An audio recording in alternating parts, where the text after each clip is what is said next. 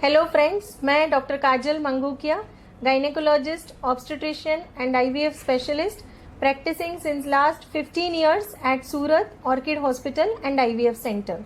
सो आज हमारे इस प्रोग्राम में जो मेहमान पधारे हैं वह है Sangitaben Patel, dietitian. She is a senior dietitian practising since last 27 years, and she is a convener of NetProfen Surat chapter, which is a national level organization, right? So Sangeeta Ben जो है, she is very much passionate about the awareness program और काफ़ी सारे उनके social activities वगैरह होते हैं सूरत में, गुजरात में और even at the national level. और उनका मानना है कि फूड इज़ अ मेडिसिन। अगर हम अच्छा खाना खाते हैं तो शायद हमें जो बीमारी, जैसे हम बिलीव करते हैं कि prevention is always better than cure, तो उनका जो मेन मोटो है कि हम डिजीज़ प्रिवेंट कैसे कर सके, पेशेंट को कॉम्प्लिकेशन या तो सिम्टम्स कैसे प्रिवेंट कर सके।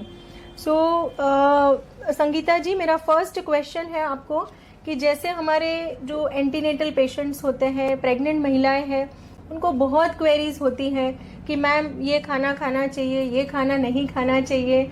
काफ़ी बार ऐसा भी होता है कि घर में सब बुजुर्ग लोग रहते हैं और उनको बहुत ही प्रेशराइज किया जाता है कि आप खाना खाओ, तो काफ़ी बार वो परेशान हो जाते हैं। सो मेरा फर्स्ट क्वेश्चन ये है आपसे कि what is a basic difference between a pregnant female nutritional requirement और नॉन प्रेग्नेंट फीमेल की न्यूट्रिशनल रिक्वायरमेंट में क्या डिफरेंस होता है? बहुत बढ़िया क्वेश्चन है काजल मैम। दोनों की न्यूट्रिशनल रिक्वायरमेंट में फ़र्क तो है ही।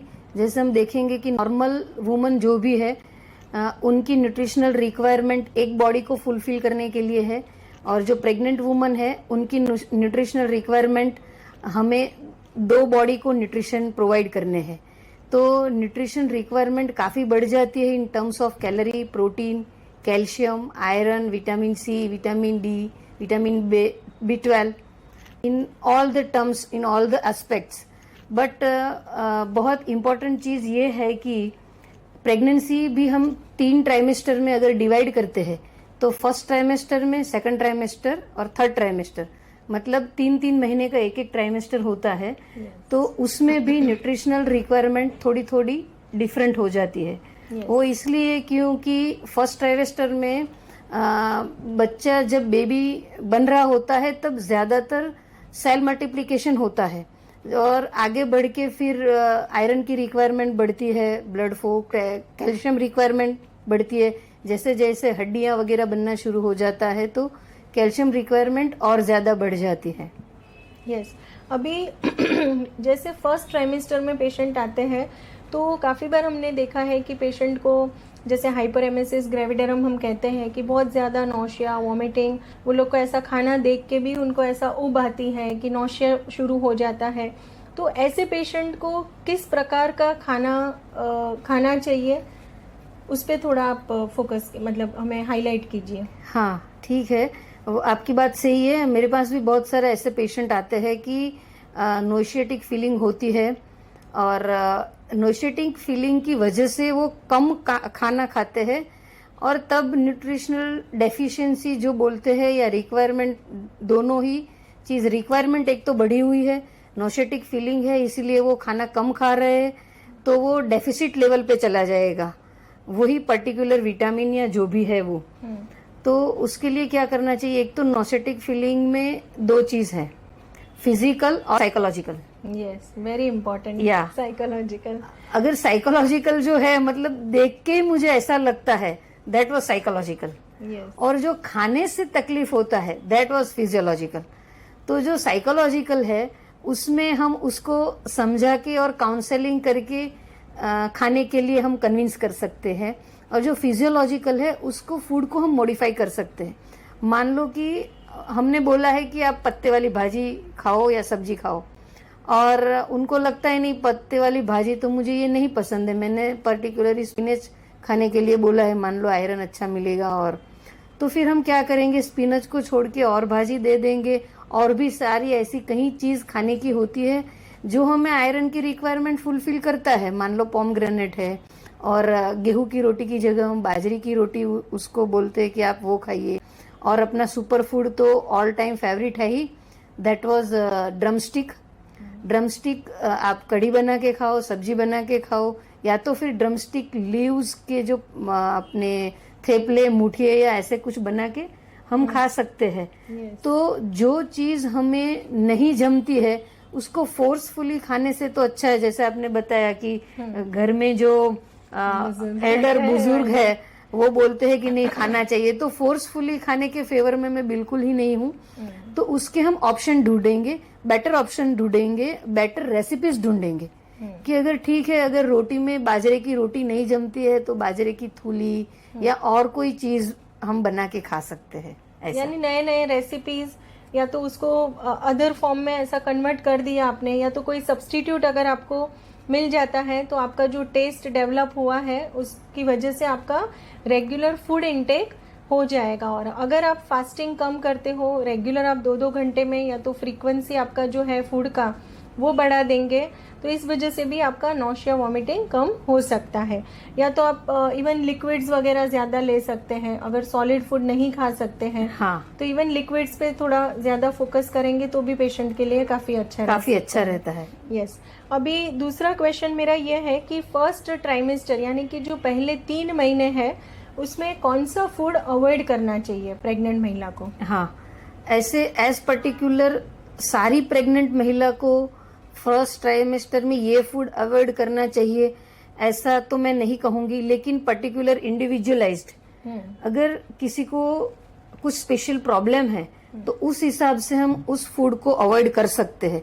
लेकिन फिर भी नॉर्मली, जैसे बुजुर्ग भी कहते हैं, और मैं भी फोर्सफुली बुजुर्ग के सामने नहीं जाना चाहती, तो पपीता मैं स्टॉप कराती हूँ, क्योंकि वो बोलती है महिला कि मुझे घर में नहीं खाने देते हैं, तो मैं विटामिन सी के लिए पपीता देने की बजाय क्यों नहीं मैं आंवला पे जाऊं।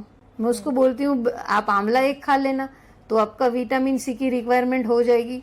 और दूसरी चीज ये है कि विटामिन सी जो हमें ऑरेंज में मिलता है, नॉर्मली हम ये सोचते हैं कि विटामिन सी, अगर छोटे बच्चे को भी पूछा जाए ना कि विटामिन सी किस में से मिलता है तो वो तुरंत बोलेगा ऑरेंज से। तो ऑरेंज से ज्यादा विटामिन सी तो अभी ड्रमस्टिक में है ही, तो गो फॉर ड्रमस्टिक। ड्रमस्टिक सब्जी, कढ़ी, ड्रमस्टिक की फली, ड्रमस्टिक का फ्लावर है उसकी भी सब्जी बन सकती है, पत्ते भी जैसे मैंने आगे बताया हो सकता है। तो we can change the ingredients, change the recipe, change the consistency, the all type of modification we can do and we can happily eat. Yes. So Sangeeta ji, आपने बहुत ही अच्छे से मैडम हमने समझाया कि फर्स्ट ट्राइमेस्टर में क्या फूड ज़्यादा खाना चाहिए, क्या फूड अवॉइड करना चाहिए, और नए नए जैसे उन्होंने बताया कि रेसिपीज़ हैं या तो सब्स्टिट्यूट आप ले सकते हो। अभी मेरा सेकंड क्वेश्चन है कि जो सेकंड ट्राइमेस्टर है, यानी कि जो पेशेंट के 12-13 वीक्स कंप्लीट हो गए हैं, तीसरा महीना कंप्लीट हो गया है, सोनोग्राफी उनका जो लेवल 1 सोनोग्राफी हम करवाते वो भी हो चुका है, अभी पेशेंट सेकेंड ट्राइमेस्टर के दौरान हमारे पास आता है, तो उनको आप बताइए कि कौन सा फूड उनको खाना चाहिए, उनके बॉडी में मतलब उनकी जो न्यूट्रिशनल रिक्वायरमेंट है उसमें क्या चेंजेस आएंगे? तो सेकंड ट्राइमेस्टर में न्यूट्रिशनल रिक्वायरमेंट तो वही आयरन, कैल्शियम, विटामिन सी सबकी और ज्यादा बढ़ेगी। लेकिन जो मेरे 27 इयर्स ऑफ एक्सपीरियंस में ध्यान में आया है वो एक चीज ये है कि जो महिलाओं को चाय या कॉफी की ज्यादा आदत है वो उन्हें कम कर देनी चाहिए, क्योंकि वो चाय के अंदर का टेनिन और कॉफी के अंदर का कैफीन वो चैलेट बना के फिर आयरन को बॉडी में एब्जॉर्ब होने से रोकता है। इसलिए हम चाहते हैं कि चाय और कॉफी की आदत कम कर देनी चाहिए। और अपने आयरन, बहुत बार ऐसा देखा गया है, वैसे हम आयरन सप्लीमेंट देते हैं, फिर भी फूड के द्वारा हम देने की जब बात कर रहे हैं तो ब्लैक टील और वाटरमेलन में ज्यादा प्रीफर करती हूँ। वाटरमेलन क्योंकि सीजनल होता है, लेकिन ब्लैक टील तो हमें 12 महीना हम ले सकते हैं, वो अवेलेबल भी होता है। तो ब्लैक टील में क्या होता है कि इतना टमी फुल नहीं होता और अगर ऐसे माउथ फ्रेशनर भी हम लेते जाए तो आयरन की रिक्वायरमेंट बिना कुछ किए, मतलब ज्यादा एफर्ट लिए ये पकाओ ये बनाओ वो लाओ करके वो ऐसे ही उसको फाँक दिया 1 टीस्पून जैसे, तो भी वो उसकी आयरन रिक्वायरमेंट बाकी सब साथ फुलफिल हो जाएगी। पूरे दिन हम जो खाना खा रहे हैं, हम जो डाइट दिया है उसके साथ एडिशनल हो जाएगा। तो black til as a mouth freshener is a very good idea, is a excellent idea. इससे कि प्रेग्नेंट वुमन है, वर्किंग है, कि ऑफिस जा रही है, स्कूल टीचर है, अरे एक डिब्बी भर के ब्लैक टिल रख लो अपने साथ, है ना। Very good option Sangeeta ji. आपने जैसे बताया कि माउथ फ्रेशनर जो है that is the best thing, कि आपका खाना भी अच्छे से डाइजेस्ट हो जाएगा और आपको जो आयरन रिक्वायरमेंट है वो भी आपकी कंप्लीट हो जाएगी। कौन सा फूड अवॉइड करना चाहिए सेकेंड ट्राइमेस्टर में? सेकंड ट्राइमेस्टर में भी ऐसी एज सच जन्म मैंने बताया, टी और कॉफी मैं ज्यादा जोर देती हूँ, और ड्रिंक्स वगैरह ले रहे तो ऑब्वियस वो भी बंद ही करना चाहिए। ओके। और अपने इंडियन फीमेल्स जो है उनमें हाई शुगर यानी कि जो कार्बोहाइड्रेट रिच जो फूड होता है, आई थिंक वो भी अवॉइड करना चाहिए, क्योंकि काफ़ी बार हम देखते हैं कि अराउंड 26-27 वीक्स पे जब भी हम उनके जो टेस्ट रिपीट करवाते हैं तो जीटीटी करके जो ग्लूकोज टॉलरेंस टेस्ट देखते हैं कि काफ़ी बार वो बॉर्डर लाइन ही आता है। हाँ, मेजोरिटी ऑफ द जो प्रेग्नेंट फीमेल्स हैं 26 to 28 वीक्स पे हम ऑर्किड हॉस्पिटल में रेगुलर करवाते हैं जीटीटी। और काफ़ी सारी महिलाओं में हमने देखा है कि यह रिपोर्ट पॉजिटिव आता है, फिर उनको डाइट मॉडिफिकेशन वगैरह सब करके शुगर लेवल मेंटेन करना पड़ता है। So I think high protein diet और लो कार्बोहाइड्रेट डाइट जो है, और जैसे मैडम ने बताया कि आयरन रिच फूड जो है उनका सेवन आपको सेकेंड ट्राइमेस्टर में बढ़ा देना चाहिए। मैडम थर्ड ट्राइमेस्टर में, या तो जैसे पेशेंट अभी फॉर एग्जांपल नॉर्मल डिलीवरी, काफ़ी बार पेशेंट के सवाल होते हैं कि जैसे हॉस्पिटल में एडमिट हो गए हैं नॉर्मल डिलीवरी के लिए, तो मैम अभी उनको क्या खाने के लिए दें? क्योंकि सिजेरियन में तो ऐसा होता है कि हम बोलते हैं कि नील बाय माउथ, मतलब मुंह से कुछ भी खाना नहीं खाना है। सो नॉर्मल डिलीवरी वाले जो पेशेंट है उनको बिफोर डिलीवरी जो समय वो हॉस्पिटल में है वो समय पे क्या वो खाना खा सकते हैं, या तो क्या ऐसी चीज उनको लेनी चाहिए? हाँ, बिफोर डिलीवरी जैसे हम बोलते हैं तो हमें लाइट ही खाना उनको देना चाहिए। और जैसे आपने बताई कि बॉर्डर लाइन पे ऐसे आ जाता है, कार्बोहाइड्रेट कम देना चाहिए, तो वो जेस्टेशनल डायबिटीज हो गया। तो अगर ऐसी सिचुएशन आती है किसी महिला में, तो हम उसको थर्ड ट्राइमेस्टर में डेफिनेटली कार्बोहाइड्रेट कट डाउन कर देते हैं।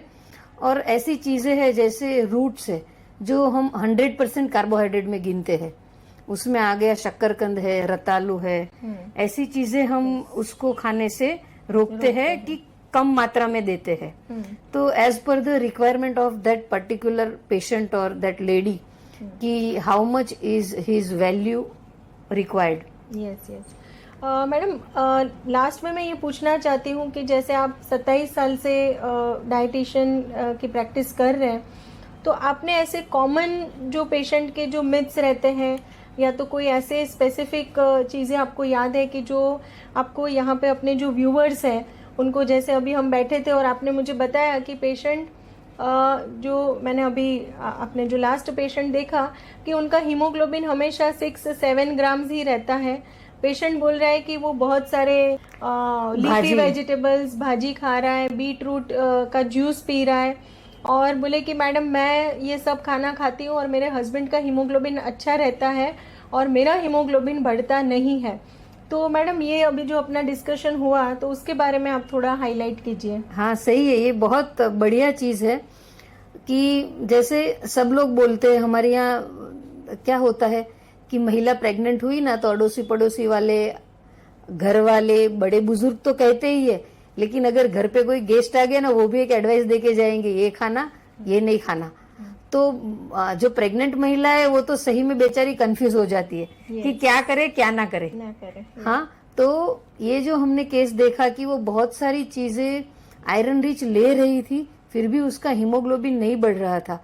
तो डिटेल जब हमने काउंसलिंग लिया, हमने शुरू से पूछा कि कितने बजे उठना है, फिर कितने बजे क्या आप लेते हो, तब जाके पता चला कि वो जब बीटरूट जूस लेती है उसके तुरंत बाद वो चाय और रोटी खा लेती है। तो जैसे मैंने बताया कि चाय और कॉफी जो आयरन एब्जॉर्प्शन को रोकता है, वही बात उसमें हो गई। और तब जाके पता चला, मतलब वो मेहनत कर रही है काफी टाइम से, इतना आयरन रिच फूड ले रही है, फिर भी आयरन नहीं बढ़ रहा है। और भी रीजन हो सकते हैं, लेकिन जो एक reason as a diet counselling हमारे सामने आया वो तो यही है कि साथ में चाय जा रही थी। यस मैडम, और कोई मिथ्स आप बताना चाहते हैं हमारे व्यूवर्स को?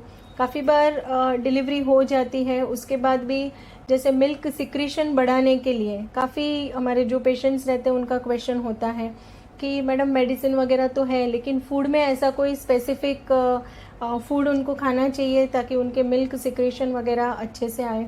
हाँ, होता है ना। मिल्क सिक्रीशन अच्छा होने के लिए स्पेशल फूड कैटेगरीज है, जिसको हम बोलते हैं लैक्टोगोगस फूड। लैक्टोगोगस फूड माने की जो मदर्स मिल्क सिक्रीशन को बढ़ावा देता है। तो वो ऐसे फूड में है अपना ड्राई कोकोनट या फ्रेश कोकोनट। मैं ये कहूंगी कि ड्राई कोकोनट की छोटे छोटे टुकड़े अगर जो न्यू मदर है वो थोड़े थोड़े मुंह में चबाते रहे, हाँ, पूरे दिन में जब भी याद आए, तो it is very good for the increase of milk secretion. दूसरी चीज ये है कि जैसे बोला कि साइकोलॉजिकल और फिजियोलॉजिकल, तो साइकोलॉजिकली जब तक स्ट्रेस है मदर को, तब तक मिल्क सिक्रीशन हैम्पर्ड रहता है, कम होता है। तो उनको हैप्पी रहना है, अब अच्छे सॉन्ग सुनने हैं। मैं डाइटिशियन हूँ, फिर भी मैं ये बताती हूँ। और दूसरी चीज ये है कि अपने लैक्टोगोगस फूड में और भी चीज है, जैसे हम ये एक कोकोनट के बारे में बताया, और जैसे रिक्वायरमेंट होती है पेशेंट की, उस हिसाब से कैलोरी प्रोटीन सब काउंट करके हम दूसरी चीजें भी देते हैं। लेकिन ये बहुत जरूरी है कि लैक्टोगोगस फूड पे जाए हम लोग, ज्यादा फोकस किया जाए। हाँ, यस। इवन जैगरी वगैरह भी सब लोग बोलते हैं, मिल्क है, बहुत बढ़िया है, मिल्क है, जैगरी है। जैगरी और सूंठ जो जिसका मिश्रण करके, जो हमारी ट्रेडिशन था ही, दादी बोलते ही थे कि जैगरी और सूंठ पाउडर और वो गाय का जो घी रहता है उसमें थोड़ा सा मिला के उसकी गोली बना के लेनी है रोज। तो it is very good for increase of milk secretion. Yes yes. So madam, और कोई आपके ध्यान में जो आए होंगे ऐसे मिथ्स कि जो आपने रूटीन आपके पेशेंट को काउंसलिंग करते हैं और उनकी ये जो गैर समझ है या तो जो भी हम गैर मान्यता कहते हैं वो दूर किए हुए, ऐसे कोई एग्जाम्पल्स? हाँ, ऐसे एक तो मुझे बहुत ही ध्यान में है, और वो है कि पपीता नहीं खाने देते पूरी प्रेगनेंसी के दौरान, क्योंकि वो हीट प्रोड्यूस करता है और इससे बच्चा गिर जाता है। ऐसे मुझे बहुत सारे पेशेंट मिले, लेकिन ऐसा कोई साइंटिफिक प्रूफ नहीं है, साइंटिफिक रिसर्च कोई ऐसा नहीं बोलता है कि हाँ पपीता खाने से बच्चा गिर जाता है। There are so many other reasons. Main reason is hormonal imbalance. तो मैं नहीं मानती कि पपीते को इतना कोसा जाए बच्चे गिरने की वजह से। शायद मुझे लगता है कि जो भी फूड या तो फ्रूट्स आप खा रहे हो वो सही मात्रा में ले, यानी कि एवरेज। जैसे अभी बनाना, जैसे काफ़ी पेशेंट बोलते हैं कि मैम वो बनाना खाएंगे तो बच्चा नॉर्मल डिलीवरी नहीं होगा, या तो बहुत ही बच्चे के जो हेयर ग्रोथ होता है वो बहुत ही ज़्यादा होगा बॉडी के जो अदर पार्ट्स है वहाँ पे। सो ऐसे काफ़ी सारे मिथ्स है। इवन फॉर कोकोनट, हाँ, कि कोकोनट है तो बच्चे का सर थोड़ा हार्ड आएगा ज़्यादा, या तो गर्म हीट प्रोड्यूस करता है, ब्लीडिंग का रिस्क बढ़ जाता है ड्यूरिंग प्रेगनेंसी। तो ऐसे काफ़ी सारे मिथ्स हैं अपने सोसाइटी में खाने पीने की चीज़ को लेकर कि ये खाना खाना चाहिए, इससे ठंडक मिलेगी, ये खाने से आपको गर्मी मिलेगी, हीट प्रोड्यूस होगी और प्रेगनेंसी रुकने के चांसेस, या तो अगर प्रेगनेंसी रुक गई है तो अबॉर्शन होने के चांसेस बढ़ जाते हैं। तो फ्रेंड्स, ऐसा सच में कुछ भी नहीं है। अगर देखने को जाए तो वही है कि कोई भी चीज़ है वह एक्सेसिव क्वांटिटी में नहीं लेना है। जैसे अभी आम की सीज़न गई मैडम, तो काफ़ी क्वेश्चंस आते थे कि कितने आम खाने चाहिए, आम खाने चाहिए या नहीं खाने चाहिए। तो हमेशा ऐसा लगता था कि आम जो है बहुत ही, it is a rich source of vitamin A and even vitamin C. तो वो सीजनल फ्रूट है, सारे सीजनल फ्रूट्स आप खा सकते हो, लेकिन अगेन यही है कि आप सही मात्रा में खाएं, ठीक है, एक्सेसिव क्वांटिटी में नहीं खाना है। और जैसे मैडम ने अभी बताया कि कोई बीट रूट का जूस पी रहा है तो उसको चाय या कॉफ़ी के साथ या तो उसके आगे पीछे immediately with in half an hour नहीं लेना है. At least keep a minimum gap of 2 hours, ताकि आप जो बीट रूट ले रहे हो उसका आयरन आपके बॉडी में एब्जॉर्ब हो जाए. मैडम कोई स्पेसिफिक मैसेज आप हमारे व्यूवर्स को देना चाहते हैं हाँ, बस मैं ये एज अ डाइटिशियन? हाँ, मैं ये बताना चाहती हूँ कि किसी भी ऐसी फूड के रिलेटेड मिथ्स है जो मेरे अनुभव से आई है वो मैंने बताई, जो मेरे बाजू वाले के अनुभव से आई वो उसने बताई, जो मेरी बहन के अनुभव से आई वो उसने बताई. तो मतलब जितने सर उतनी मिथ्स और उतने अनुभव. तो किसी का अनुभव हमारे बॉडी के साथ सही तरीके से काम नहीं करता. सबकी बॉडी अलग है, सबकी रिक्वायरमेंट अलग है, सबके प्रॉब्लम्स अलग है. तो it is highly individual matter. तो डॉक्टर्स, गायनेकोलॉजिस्ट जो होते हैं उनके साथ कंसल्ट करके और जो क्वालिफाइड डाइटिशियंस है उनके साथ कंसल्ट करके हमें अपनी खुद की रिक्वायरमेंट, खुद की क्या जरूरत है, खुद को क्या प्रॉब्लम है, उसका कंसल्टेशन करके उस हिसाब से हमें अपना खाना पीना डिजाइन करना चाहिए. ऐसा मैं सब व्यूअर्स को कहना चाहती हूँ. जो बाजू वाली के लिए ठीक है वो अपने लिए नहीं भी ठीक हो सकता है, या उनके लिए जो फायदेमंद है वो अपने को नुकसान भी दे सकता है.